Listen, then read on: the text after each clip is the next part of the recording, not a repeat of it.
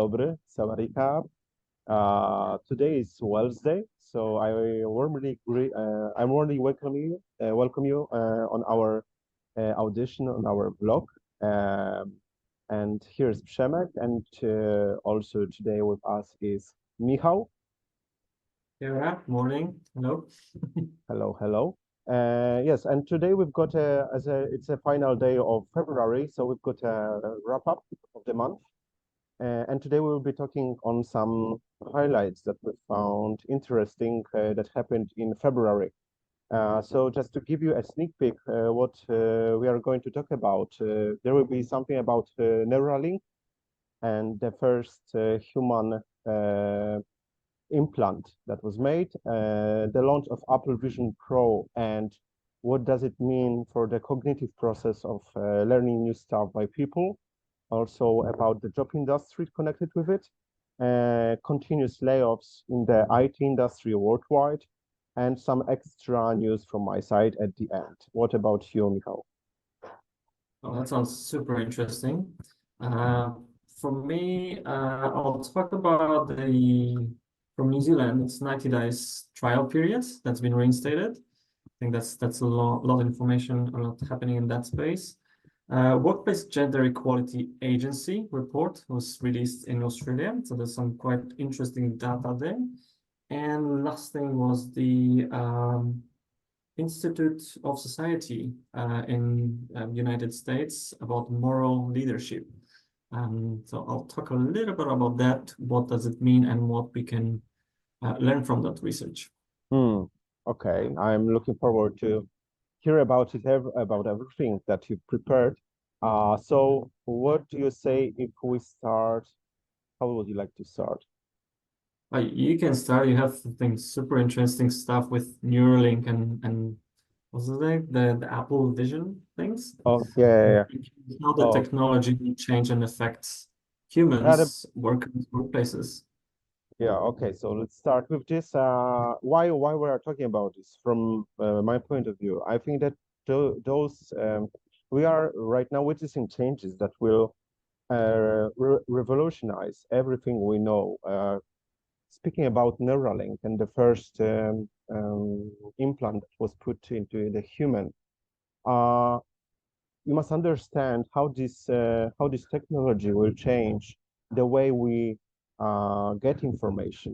Not only from the medical point of view, that for example somebody's got some health issues or like a broken spine or loss of the sight, and this Neuralink can work as a transmitter of neural impulses that will enable your body to heal or, for example, to perform some activities that you were not able to do because of the health limitations. But from the cognitive point of view, if you've seen the Matrix movie, they were somehow connected to the system. So if you've got an implant in your brain and you want to access some data or you want to learn some kind of new data, you can just upload this new data into your chip. This sounds as exciting as terrifying, because you can imagine many positive things that can happen. For example, you are learning new language or you're learning. I mean, even the word learning is not to be used anymore. You can upload a new skill like knowing a new language, or for example, how to operate a truck or how to operate a helicopter or an airplane. So the learning process, the learning curve would be totally changed, because you would be able as a transhuman, because you will not be a standard human anymore. You can access all kind of data, but it also makes some threats to our current existing, because it will, in my opinion, it will deepen the gap between those who could afford those kind of chip and those who could not. If you for example have the chip and you can know everything within an instance, then you've got a enormous competitive advantage against your other people on the job market, whose learning curve is a In standard one. So traditional, yeah. yeah, traditional learning. So they will never be able to achieve such a spectrum of knowledge as you would have. Um, that will And this change. I is mean, like super interesting. Like you're talking really science fiction, and it's it's happening. happening Yeah, now. yeah. And you said about the Matrix, and also was thinking of the show that was called Altered Carbon. That's right. And that was like what you described is basically, well, not basically, but it's very similar to that, Mm, which, especially with the learning, it's quite interesting for me as a learning and development professional. And if people can learn things through the, uploading things to their chips in their head or chip in their head, which means why I'm here, like even, right? Why do we need learning if you can upload anything you want? It's yeah. very interesting. So we are talking this would happen. So the implant of the first Neuralink in a human in the HR and well-being context because it changes the way we live, changes the way we learn, changes the way we work. I mean, not now, but in the near future because it's going very fast. Um, yeah, so this is the first step, and the second step is Elon Musk said that he would like to see a full or some kind of symbiosis with AI of his Neuralink. So the first step is that you have this chip, and the second thing is that you can coexist with AI. Right now, we perceive AI as a useful application that you've got on your phone or you've got on your PC. But if you will be continuously connected with the system that knows everything, because the learning curve or as a machine learning is very, very fast, very sharp. Uh, so the knowledge sharing of all people with the chip and mixed with the can say a technological bridge or technological CPU that will be acting as an AI makes the exchange of the information very fast. You can because if you can think about something right now, for example, you to know what I'm thinking about is a telepathy, right? If this things exist, if somebody believes that this thing exists. But if you make a technological connection, tech connection from, for example, I'm thinking something and my chip is processing this information and I can send it through the network because I'm connected with an AI system, my thought to your thought, then we can say that we can have also the change in the way we have a standard communication as well. So I think it's very interesting because we are in the very, very first, we are in the very first steps. We make the very first steps of changing our humanity into transhumanity. Uh, yes, and this is something really, really big because I think that when we cross this line of being not being human anymore and entering, for example, the cyborg zone, that you are mixed, your body is mixed with some kind of tech, there's no coming back because it will be Yeah. easy, this will be useful, and it will also deepen the gap between normal people and transhumanized people.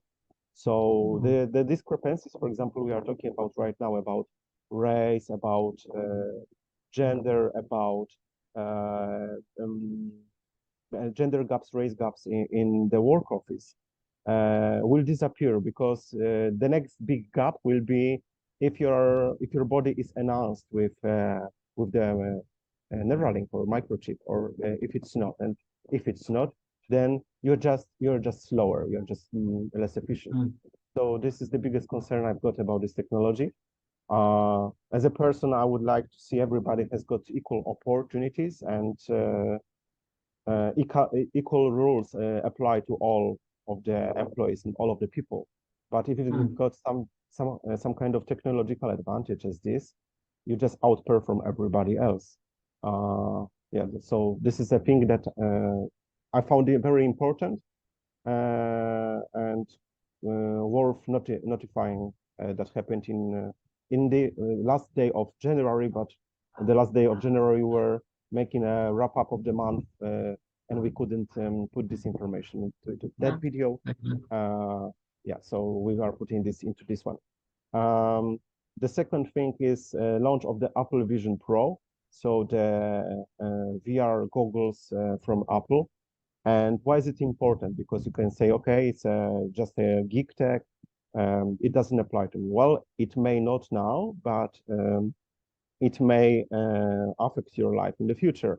And especially it can affect the job market as well, because when in 2007 Steve Jobs entered the stage and he showed the current, I mean that time current phone with the buttons and everything, and then he uh, took out from his pocket the new, I mean the first iPhone with no First iPhone. buttons, yes, only the touch screen. People were amazed because they have changed the way you used to use the phone into something completely new. So, and this also is the thing with the Apple Vision Pro and other manufacturers of the VR goggles, because it changes the way you work with applications. It changes the way you use the software. It changes the physical way of inputting and extracting information, because you can do something without any accessories like you use now, for example, a computer or computer mouse or a keyboard. You only use your hands to process the data, um, because you're using the virtual reality as well. So this will affect the way we are accustomed to use the technology. This is the first thing. Some people who will not catch up, they will be technically excluded from the society. Like you, for example, see now, like you've got people in their 70s or 80s about regarding the age, and they are not capable of using the newest technology because it's too hard for them to adapt. Mm. Um, so there will be also the certain group of elder society that will not catch up with the newest technology as well. So this part of the society will also be technologically excluded. I'll Also, just I'll just interfere here and say you don't need to be 60, 70, 80, really, if you're thinking mm, of the technological advancement and how you interact with things. Um, like I'm not 60, I'm not 50, I'm not saying I'm in my late 30s, you can say. yeah, But there are things in, let's say, technology that I don't understand how things work or how to use certain things, especially now with, say, teenagers using some apps. mhm, And I got asked, say, on the street to take a photo of a group of people. And that was not just a photo, it was through some app. And I didn't know where to click and what to click because right. there was not a button on the screen that you usually do that. I was like, what the hell? Like, what do I do with that? And they laughed at me. Of course, I'll do the same on that. They showed me how to do that, and I had no idea what that even was.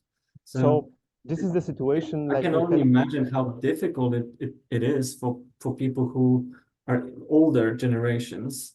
That right. like my generation was the first computer when I was say a teenager or a kid. But now with current say kids, they all have swipe devices and all touch devices. So it's really, really interesting how this as a technology and Mhm. also change our behaviors and how we interact. And the way we also perform and work and communicate.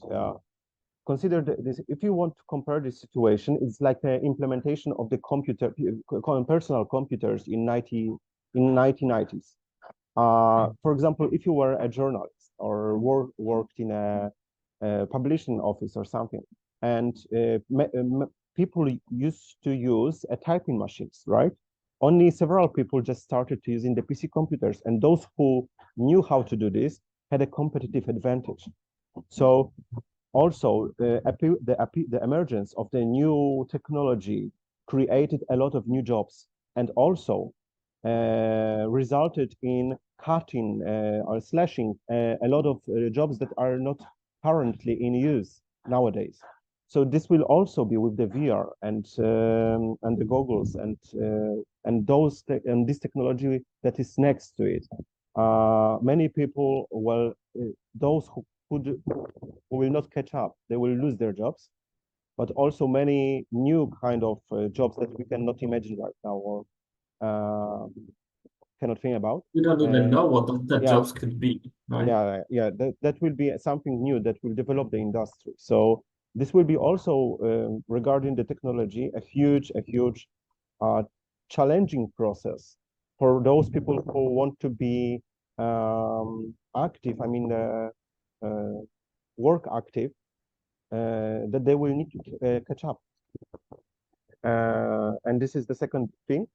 And the third big thing I've got is the continuous number of layoffs. So we started to talk about this in our first material. So the well-being and HR trends for 2024. I strongly encourage you to watch this material because it's worth to see it. Because we predict many things that are happening already.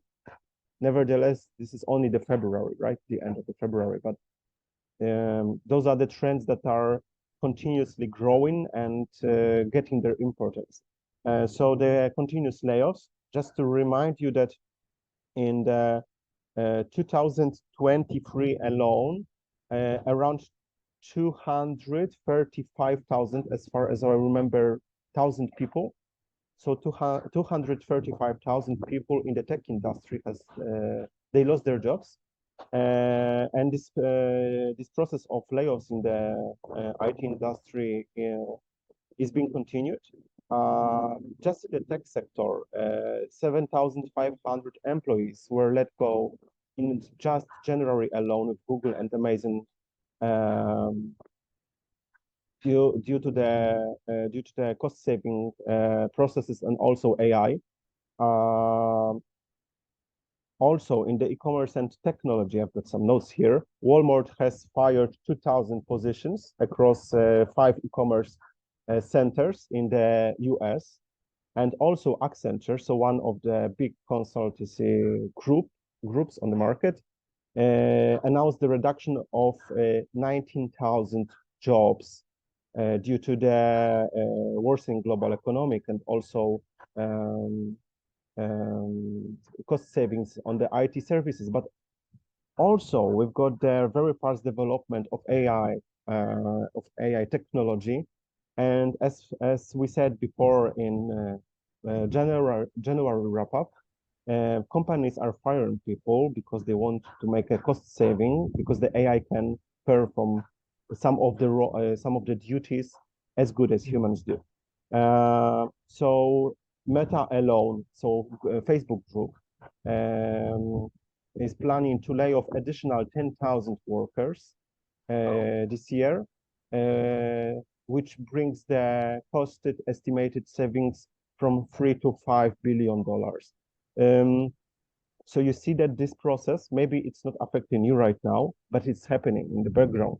And it is really wise to consider yourself, to look around, to make some research and check and think, is my workplace planning any cutoffs? Am I useful right now? So if I'm useful right now, will I be useful? Will my services that I perform will be useful within next 2 years? If not, what I can do to change it? This is my message to you because we are making this well-being and HR wrap up, not only from the perspective of processes inside corporations, but also to make you feel good, to make you feel better, to make an important notice that you, for example, didn't know and you should know what happened. So this is my insight prepared for you. Your top three. Yeah, in my top 3. I've got one more extra information, but I will leave it at the end. Brilliant. I think it's interesting what you said about the layoffs and the numbers. This is really it's like huge numbers, right? Yeah. But at the same time, I think or I'm curious if you've checked, or maybe you can check next time, how many new jobs have been created because of the AI or just changing jobs. It's easy to, well, we're trying to look at both sides. So yes, there are layoffs. Yes, some of the jobs True. will not be Just needed. But at just the to be same fair, time, yeah, absolutely. But it also, with all the threats, there's opportunities and what are the new jobs that have been created, how many. And for, I say, for everyone, it's a good time to assess, is my job, I say, safe, secure? You will never know for 100%. But what you can do is see what are the skills of Are the needed. future, skills are needed for the next couple of years, and start learning those skills. And there's plenty of materials available for free Yeah, on different websites. We won't be saying which websites probably because it's not promoting and it's specific. But if you check, there is a lot of free stuff available that can help to elevate your career or get you ready for if that, to say, difficult time comes, you have a backup plan. yeah. I think that's a good message. Oh, thanks for your top three. That's What quite are interesting. yours? Especially, I'm just thinking the Neuralink, the Apple Vision, like, well, this is like a lot. Like I think my top three are more down to earth things. Apart from, I mentioned before we started, apart from Australian Survivor, Titans versus Rebels started this month, which I'm really Oh, excited because I think I'm yeah, fan of the show. I can call myself like that. yeah. But I would like to understand because I don't know this show. Why is it important for Australian and New Zealand people? What's... I don't know why it's important. It's not in my top three. It's my additional one. Oh, okay, okay, okay. It's just something I really enjoy as a show. It's a lot of challenges, people overcoming their physical, mental, psychological barriers.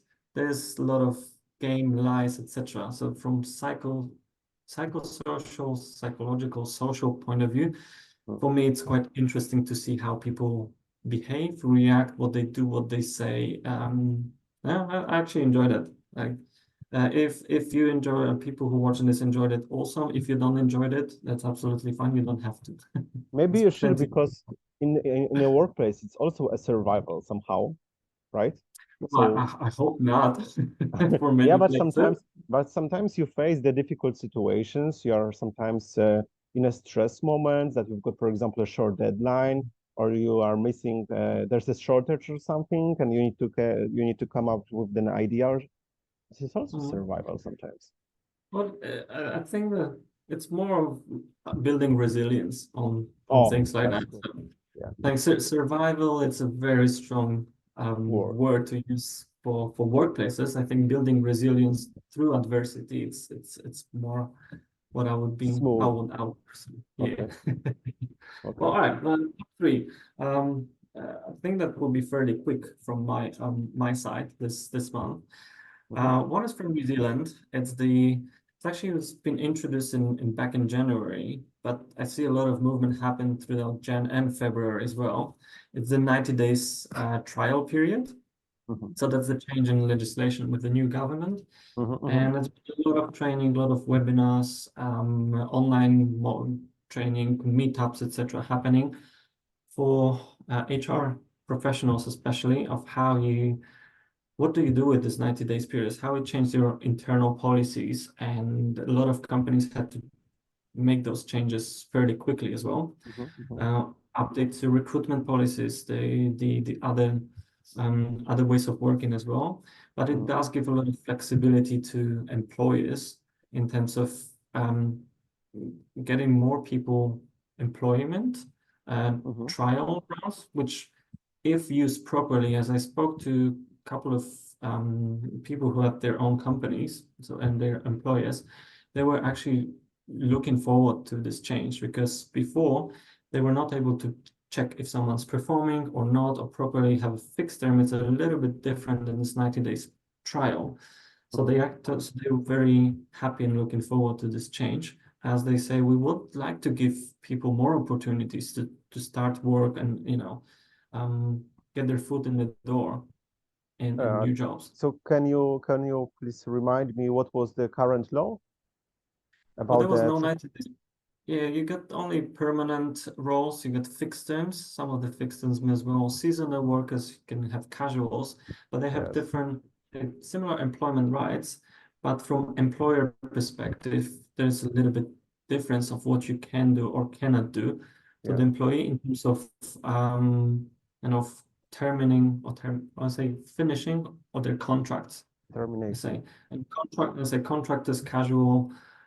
There's a lot of, I'm not a law and HR law and New Zealand law expert, so I have to that's my claim.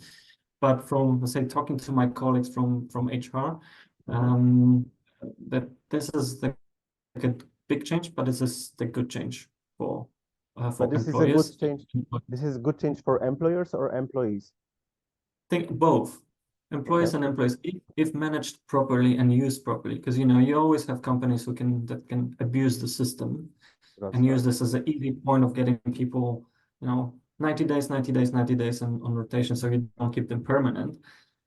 But if you have good intentions, the 90 days trial, it really can get people see if the industry, for example, is for them, if they like the job or not. And for you as an employer to check if the people that you employ for the first 3 months are performing up to your standard, or you can have qualified people even, but their attitude is not right, or anything Not fit, else. You get not this fitting trial the company. period. Yeah, so you got this 90 days trial period, which can work both in favor of employees and employers.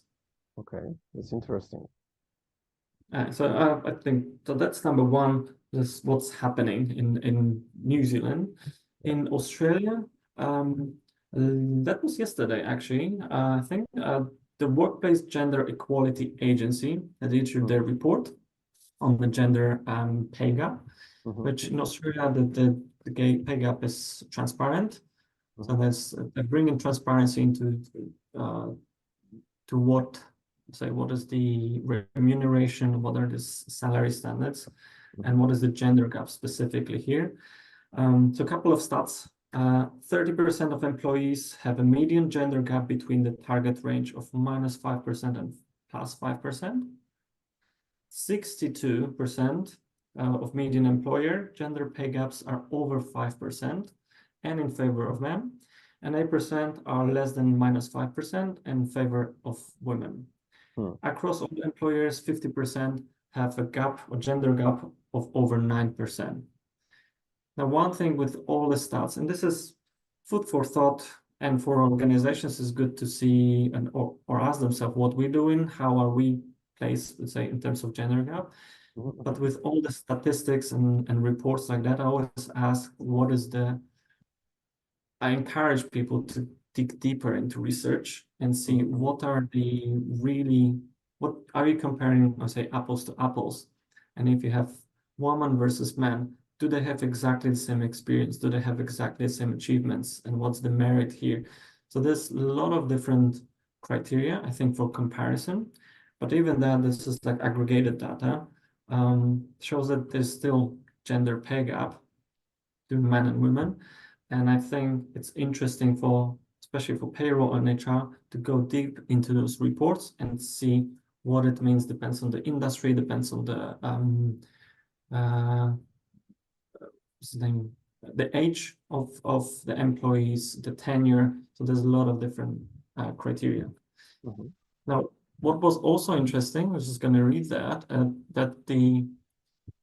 let's say 84% of employees believe that greater pay transparency will be positive for corporate culture, but 47% of workers believe it will lead to greater friction between colleagues.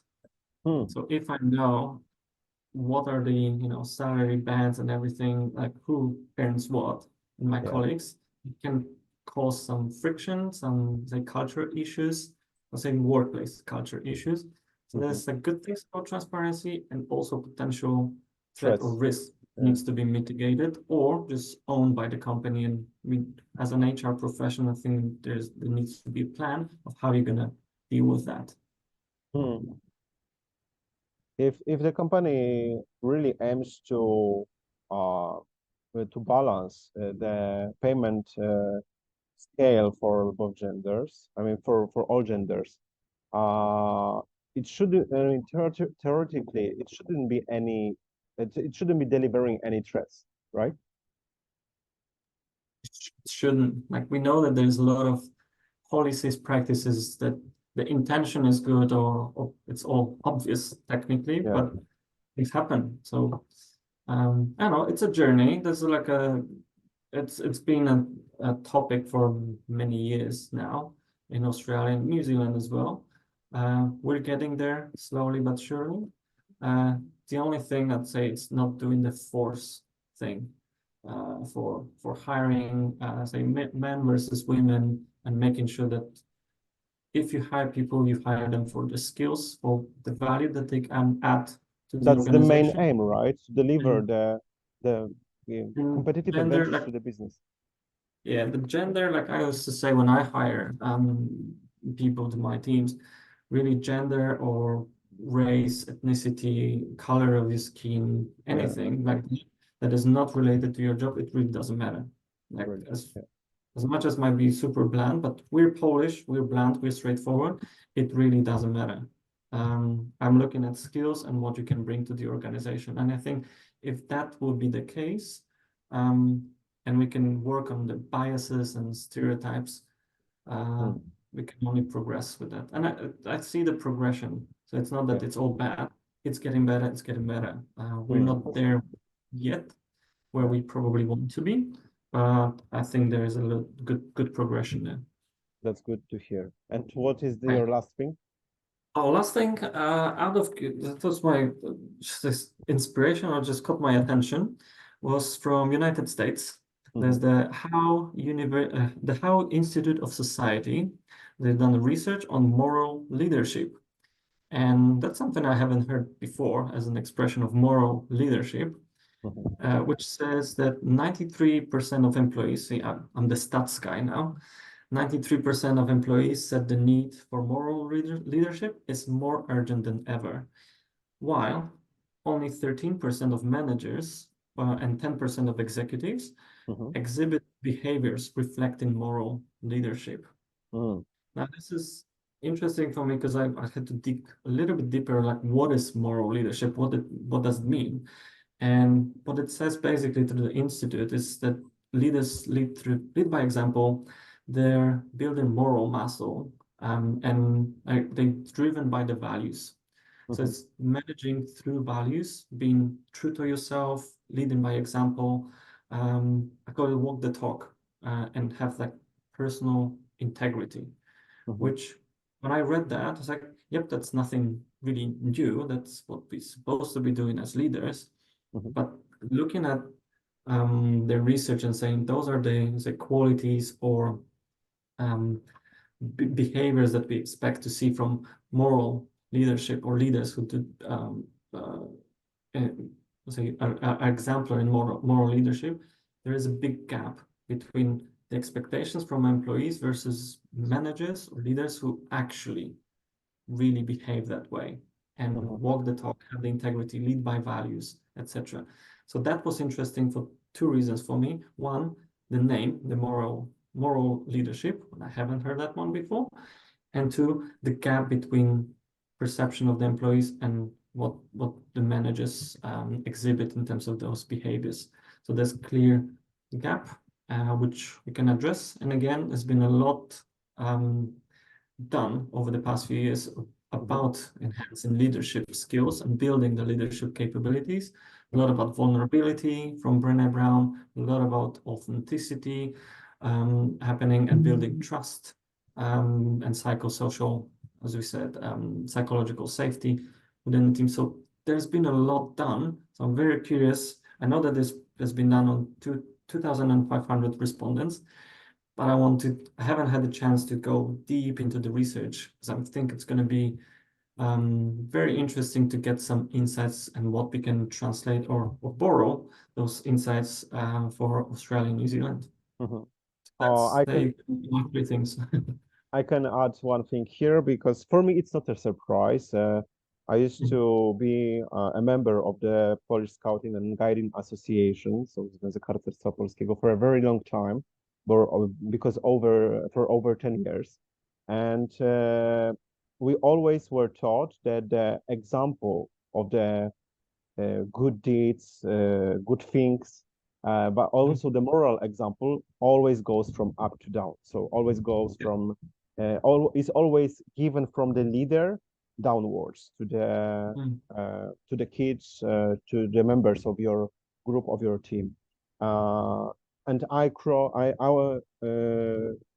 climbed the all levels of the organization, from the little kid to the team leader of a group of 25 or 30 even boys, because I was responsible for the male group in the primary school age. And we were always taught that the example goes from up to down. So Yeah. from your leader to goes down. I mean, it's transferred from up to down.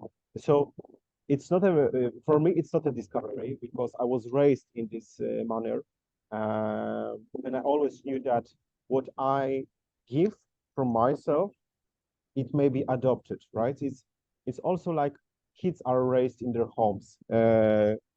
Everybody, so all of us have their own customs, have their own beliefs, have their own moral system that is shaped when we are children and given by our parents, right? So this is Mm. like a family values, core values that you've got that create your moral stability, your moral core. And those values are really hard to change when you grow up. Yeah. So why is it so important? Why is it so well shaped, well created, or well formed? Because as a children, you spend a lot of time at home and at school, right? And as a grown-up person, you spend a lot of time at work. Yeah. So also, because you're spending more than 75% of your time at work, you also bring your values to the workplace, but also you can take values from the workplace to your life. And if you've got a leader that is, for example, represents some greater values, like that can enhance your life in a good way, yes, maybe it's a thing to be adopted by the good by the big organizations, like you said, because it can bring a lot of good. Yeah, well, absolutely. And as I said, it's nothing new. Like leading by example has been around for many, many years. Um, But not in and the big business, right? no, no, in the business, like lead by example, Yes. and show the values of the company, how you do that, but bring in your personal values. I don't think there's an issue with that, the what, Mm. it's more the how. And maybe managers don't really have the tools or understanding and capabilities of doing that. So that's my assumptions. And so I'd rather not make any assumptions on before, let's say, reading the full report. But Mhm. as an inspiration, I think it's quite interesting to see in the US market and this specific organization done this research that there is huge gap between those behaviors and expectations. Mhm. Um, yeah, I think one of the things from managers' point of view is the manager shape the culture of their teams Right. and the values that they bring to the organization. They need to be able to clearly express that and translate those, say, values to behaviors and expectations. And I think that might be the case here, that Mhm. even if they have their values and all, let's say, virtues and etc., it's the um, how they place those values into the team or how they translate those. I think Hmm. that's my as a question mark. But I said it's interesting to see different organizations having different approaches, and for the leadership, has been a lot done in that area. So I'll be keen to read more Mhm. and learn more about what the moral leadership is according to this organization, and perhaps we can do something or talk about it in one Wellsday Okay. in the Uh, future. Okay, so I thank you for your top threes. I promised you also one thing, a surprise. Mm. Michał already knows it because we were talking just before the recording of this material, just to better, prepare the better content for you. So the final thing and extra thing is a stone age megastructure was found in the submerged in the Baltic Sea, and it wasn't formed by nature, and it's got 11,000 years old. I mean, it's 11,000 years old. So it's as old as a Göbekli Tepe. Mm. And when I'm saying about this, because we are focusing on what's now, what's next. Many of us are stressed about the current situation in the world. We are talking about preparing yourself for the next 2 years regarding your job skills and so on. But sometimes, not sometimes, very often, we forget about that everything we do right now that brings us a lot of stress, maybe forgotten within next 11,000 years, like the mega structure, right? Because somebody created this thing. Why? Because it was important for their community, religion purposes, business purposes. We don't know, right? So if a thing, big one, yeah, so important that it was created like a mega structure in the Stone Age, was forgotten. Sometimes it's good to also understand that all those things we are stressed about also will be forgotten. 99.9% chance for this. Yeah. So yeah, sometimes it's good to take a deep breath, make 2 steps back, think about is it really worth to be stressed about it? Or can I do it in a really slower, I mean, more peaceful, in a peaceful environment, peaceful situation. Take care of you guys because everything can stress you out. But the most important thing is to live your life good, and you are responsible for what you are feeling, for your emotions. Those people 11,000 years ago that were building the structure, they were also stressed about some stuff like we are now right now, and nobody noticed it. Nobody noticed it for the long time. So be kind to yourself, be peaceful, and be happy. And that's a wrap. That's a wrap up. Yeah, so that was Wellsday. It was a great pleasure to meeting with you guys again. I hope you liked our wrap up of the February, and we strongly invite you to give us to our next meetings, and also appreciate our work by giving a thumb up and subscribe our channel. Awesome. Right. Thank you, everyone, and see you next Wednesday.